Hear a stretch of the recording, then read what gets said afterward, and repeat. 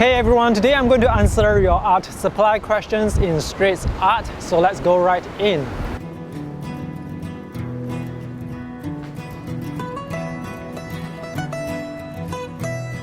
Hey everyone, this is Clara. She runs Straits Art and she has been telling me that Straits Art has been around for a very long time, since 1947, so that's 70 years. So this is their store. Let me just show you around before I answer your questions.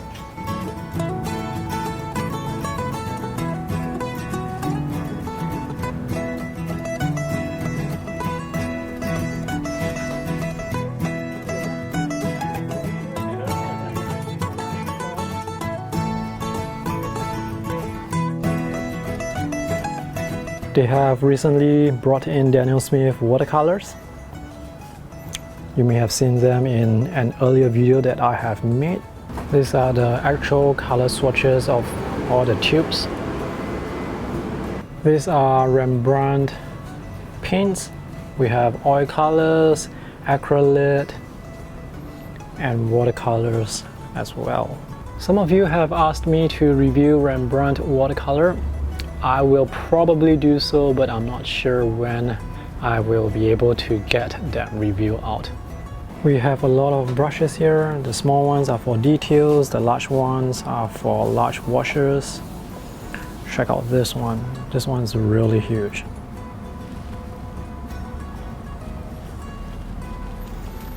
And there are many watercolor sets below. And let's check out the back of the store.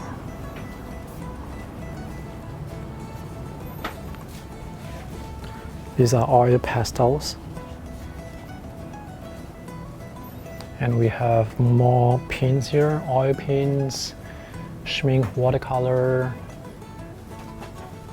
and a lot of supplies that I actually do not know of. This looks like Liquitex Artist Acrylic. This is Eric, who also runs the store, and those are his painting on tops. Painted with what media? That's watercolor. Watercolor.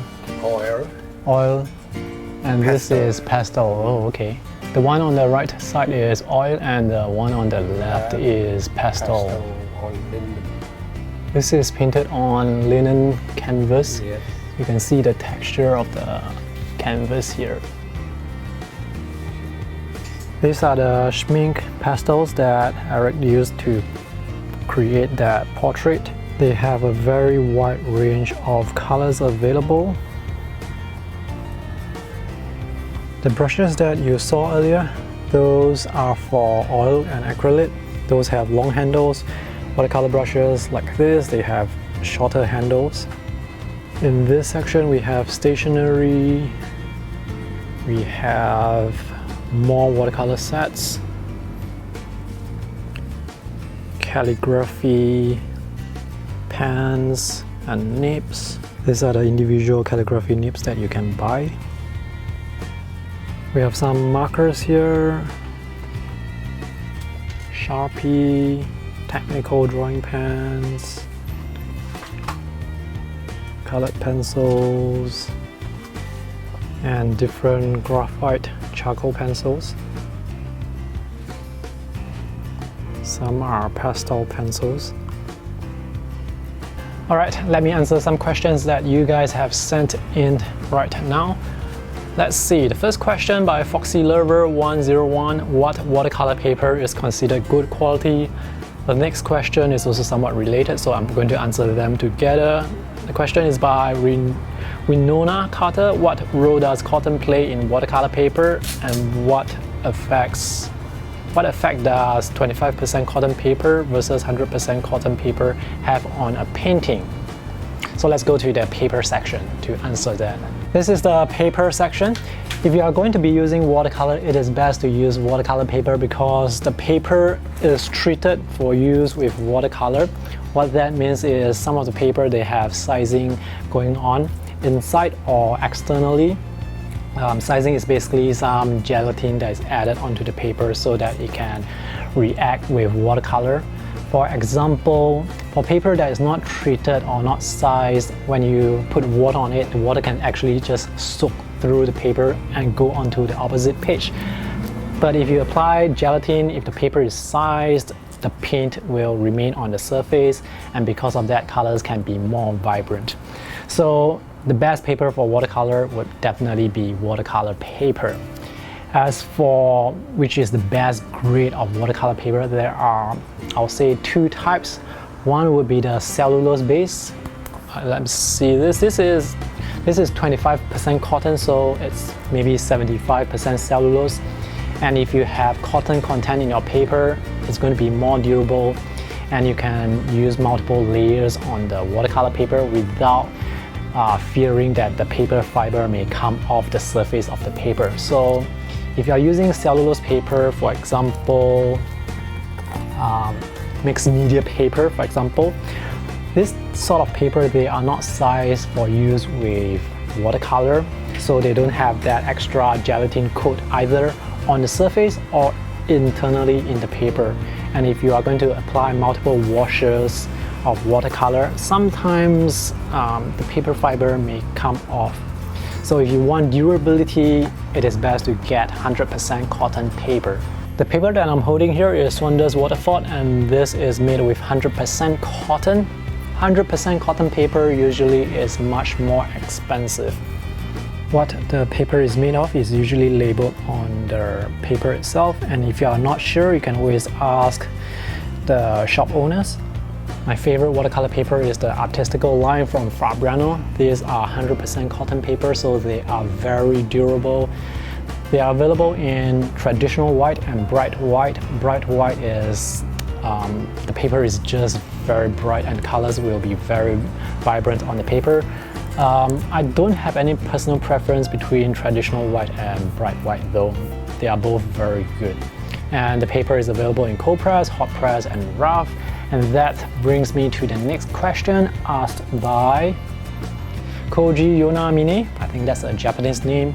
What is the difference between hot press and cold press paper, and the pros and cons of using water brushes versus regular brushes, and which brush brands are better or have better cost-quality balance? To answer your question about hot press versus cold press paper, we need to take a look at the texture of the paper. So let's take a look at this full sheet size watercolor paper. Here we have hot press paper. When handling watercolor paper, it is best not to touch the surface with your finger because there can be oil on the finger and it's going to affect the paper. So I usually touch the side. And this is hot press paper. The surface is supposed to be very smooth. It's almost like those cartridge paper, but it's much smoother. Hot press paper is suitable for detailed artworks, for example, botanical art, or if you are into stylized illustrations, then this paper is suitable as well. And next, let's take a look at cold press. This is cold press paper from Fabriano Artistico, the same watercolor pad that you saw earlier, but this is in full sheet size. What I mean by full sheet size is this measurement, 22 inches by 30 inches. So watercolor paper is sold in different sizes. And let's take a look at the texture. I'm not sure if my camera can capture the texture clearly, but the texture on this paper, it has a rougher texture compared to hot press. So this paper, it has more texture, and it's good for general purpose watercolor painting where sometimes you need additional textures. It can look good with certain types of paint. This is the sort of texture you can expect with cold press paper. And lastly, we have rough textured paper. The texture on rough paper, this is much rougher compared to cold press. Personally, I don't use this paper because I'm not sure what sort of paintings would be good on this type of surface. So in general, hot press paper is for detailed artworks, and cold press paper is the general purpose paper and the type of paper that most watercolor beginners would start out with.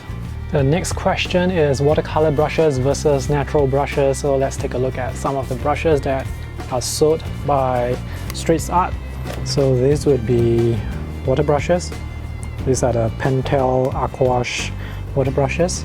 They have inbuilt water capacity, so when you squeeze the body, the water will come out from the front, and this is quite convenient to use, but I'm not sure if this is suitable for beginners because since the water is always flowing, it can affect your wash. I personally find that water brushes like this, they are a bit difficult personally for me to use, so I prefer to use normal watercolor brushes like this. This is how a typical watercolor brush would look like. The brand of this particular brush is Nevskaya Palitra. This is the brush that I use very often in my YouTube videos, and I also bought the brush here at Straits Art many years ago, and it's quite durable even after all these years. A good watercolor brush is a brush that can retain its sharp tip after each painting session. There are many types of watercolor brushes to choose from. For beginners, I would recommend you get a round brush. A round brush is something that looks like this. This is a flat brush, and this is a pointed brush. Some people would call it a rigger, or I think this is a rigger and a round brush 2 in 1. But for beginners, definitely go for a round brush. The number here is the size of the brush, and different brands will rate their sizes a bit differently. So for example, here we have size 5 from Nevskaya Palitra. This size 5, this is actually larger than the size 6 from Color Pro.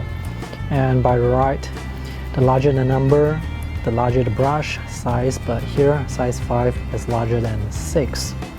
Watercolor brushes also use different types of hair. The brush at the top uses Kolinsky sable, and you can see that the point there, it's much sharper compared to the synthetic hair brush at the bottom. Now the advantages of using Kolinsky sable or natural hair brushes is they can have sharper tips and they hold more water, but the advantage of this is they are much more affordable. If you use your brushes often, synthetic brush can wear out a bit faster. In the long run, if you take good care of your brushes, the natural hair brush will last for a long time. And the brush that I have, this one that I have at home, it has lasted me a few years, so even though it's a bit more expensive, it is still worth the money. As for which brand would offer the best value when it comes to brushes, there are so many brands out there like Da Vinci, this is Color Pro, we have Nevskaya Palitra, we have Winsor & Newton, there's Escoda as well. All are very good brands, and you really have to compare the pricing for each of those brushes.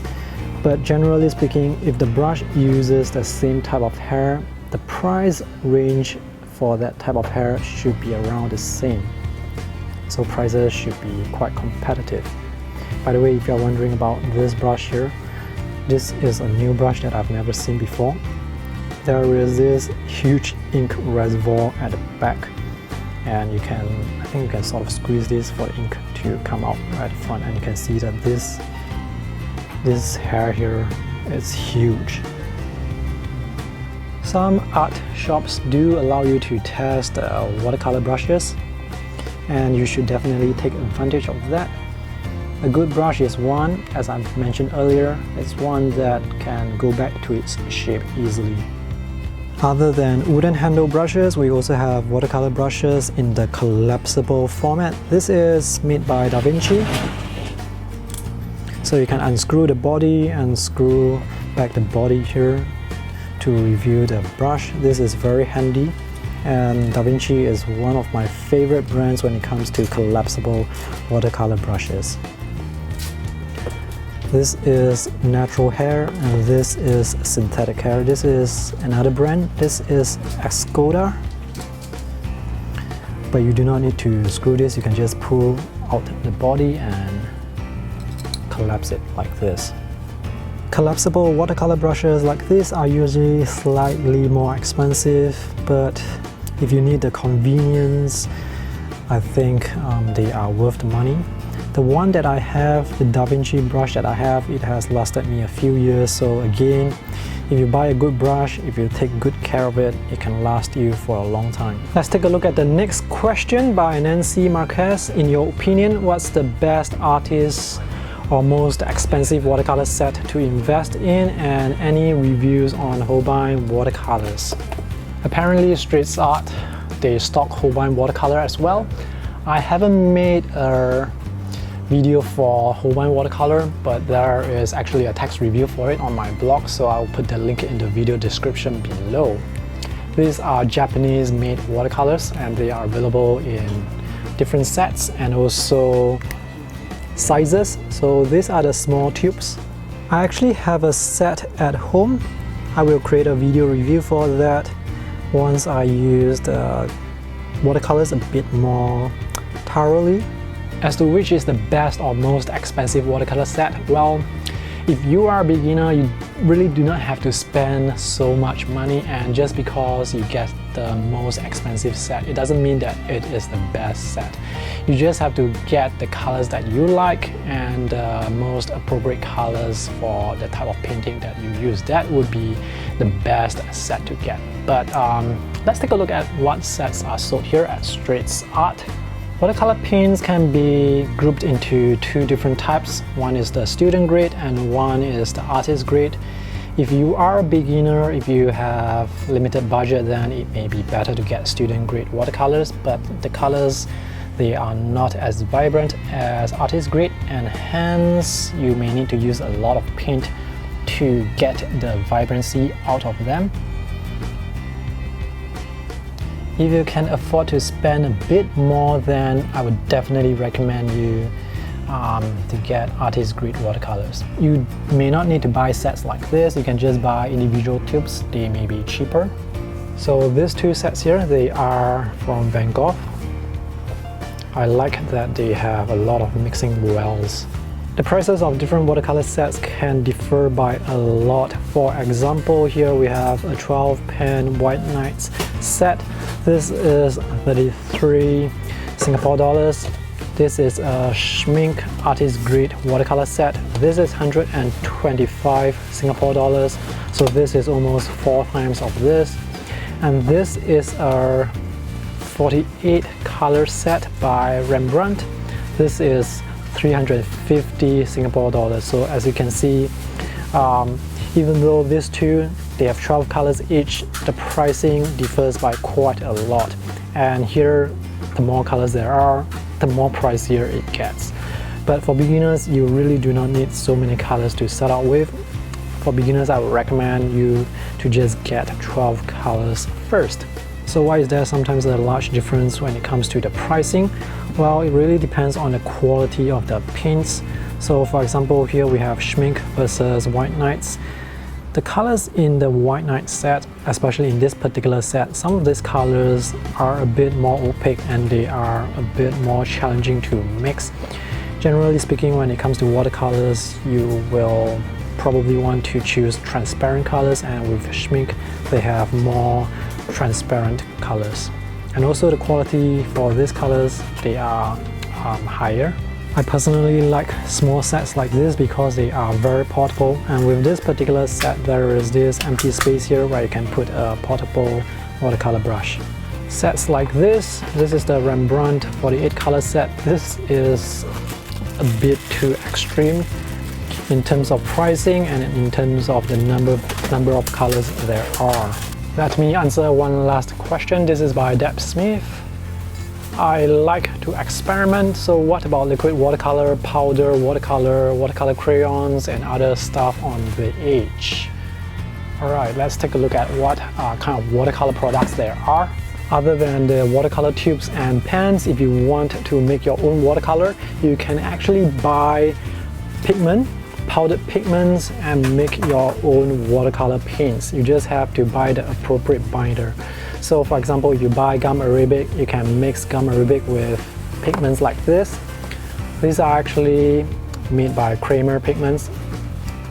So you just mix the gum arabic with this. You have to figure out the actual proportion to mix, and you can create your own watercolor paints. Some artists, they like to DIY their watercolor paints, but personally for me, I find it more convenient to just buy tubes.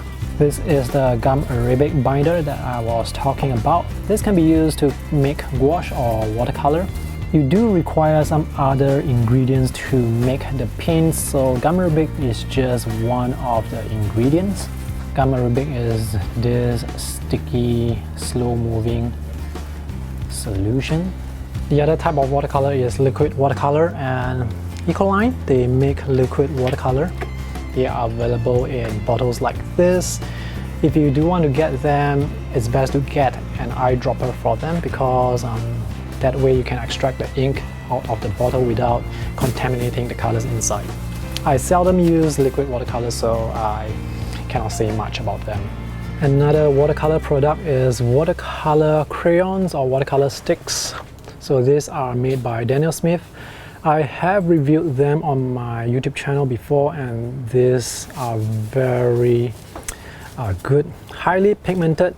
To me, they are no different from their watercolor tubes, except this is in solid form. So if you do want to use them in stick form like this, they are available as this form. So these are the different colors available from Daniel Smith. The color selection may not be as wide compared to the Daniel Smith watercolor tubes, but they have a good selection of colors here as well. My favorite colors would be Hansa Yellow Medium, Quinacridone Red, Cerulean Blue Chromium, Ultramarine Blue, Phthalo Blue, Green Shade, and Burnt Sienna. Alright, that's all for today's Q&A session in Straits Art. If you notice, I only answer the watercolor related questions. That's because that's the only medium that I am most familiar with. I know that a lot of you have requested for reviews for Rembrandt, Holbein, watercolors. I'm not sure when I can get those reviews out because there is just too many brands for me to try out. Let me know whether or not this video is helpful so that I can create more videos like this, more Q&A sessions in the future. And lastly, if you happen to be in Singapore, visiting Singapore, or if you are in Singapore, you can definitely check out Straits Arts to get your art supplies here. And that's all for my video today. Thanks for watching. See you in the next one. Bye.